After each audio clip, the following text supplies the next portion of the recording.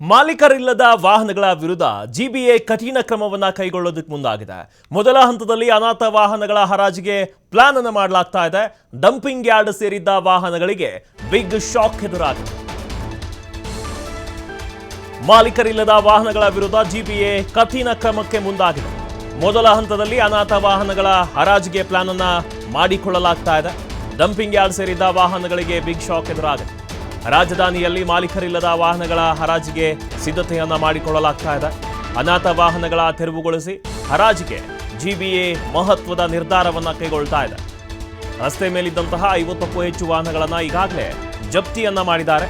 ಜಪ್ತಿಯನ್ನ ಮಾಡಿದ್ರೂ ಕೂಡ ವಾಹನಗಳನ್ನ ಬಿಡಿಸಿಕೊಳ್ಳೋದಕ್ಕೆ ಯಾವ ಮಾಲೀಕರೇನಿದ್ದಾರೆ ಅವರು ಇನ್ನೂ ಕೂಡ ಮುಂದೆ ಬಂದಿಲ್ಲ.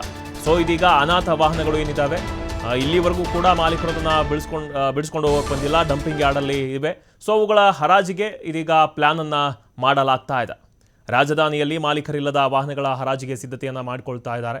ರಸ್ತೆ ಮೇಲಿದ್ದ 50ಕ್ಕೂ ಹೆಚ್ಚು ವಾಹನಗಳು ಈಗಾಗಲೇ ಜಪ್ತಿಯನ್ನ ಮಾಡಿದ್ದಾರೆ. ಬಟ್ ವಾಹನಗಳನ್ನು ಬಿಡಿಸ್ಕೊಳ್ಳೋದಕ್ಕೆ ಯಾವುದೇ ಮಾಲೀಕರು ಕೂಡ ಮುಂದೆ ಬಂದಿಲ್ಲ. ಹೀಗಾಗಿ ಅನಾಥ ವಾಹನಗಳಂತ ಅವುಗಳನ್ನು ಪರಿಗಣನೆ ಮಾಡಿ ಹರಾಜು ಪ್ರಕ್ರಿಯೆಯನ್ನು ಆರಂಭ ಮಾಡಲಾಗುತ್ತೆ.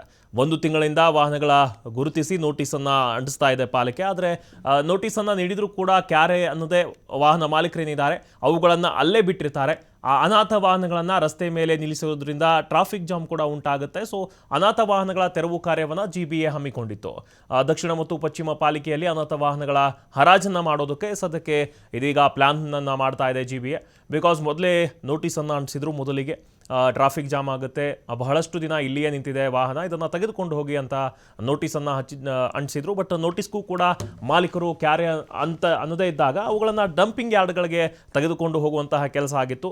ಈಗ ಡಂಪಿಂಗ್ ಯಾರ್ಡ್ಗಳಿಗೆ ತೆಗೆದುಕೊಂಡು ಹೋದರೂ ಕೂಡ ಅವುಗಳನ್ನು ಬಿಡಿಸ್ಕೊಂಡು ಹೋಗೋದಕ್ಕೆ ಅದರ ಮಾಲೀಕರು ಕೂಡ ಇನ್ನೂ ಕೂಡ ಬರ್ತಾ ಇಲ್ಲ. ಸೊ ಮೊದಲ ಹಂತದಲ್ಲಿ ಈ ಒಂದು ವಾಹನಗಳೇನಿದ್ದಾವೆ ಅವುಗಳನ್ನು ಹರಾಜನ್ನು ಮಾಡೋದಕ್ಕೆ ಜಿಬಿಎ ಸದ್ಯಕ್ಕೆ ಮುಂದಾಗಿರೋದು. ಇದೀಗ ಅನಾಥ ವಾಹನಗಳಿಗೆ ಮಾಲೀಕರಿಗೆ ಶಾಕನ್ನು ಕೊಟ್ಟಿಲ್ಲ.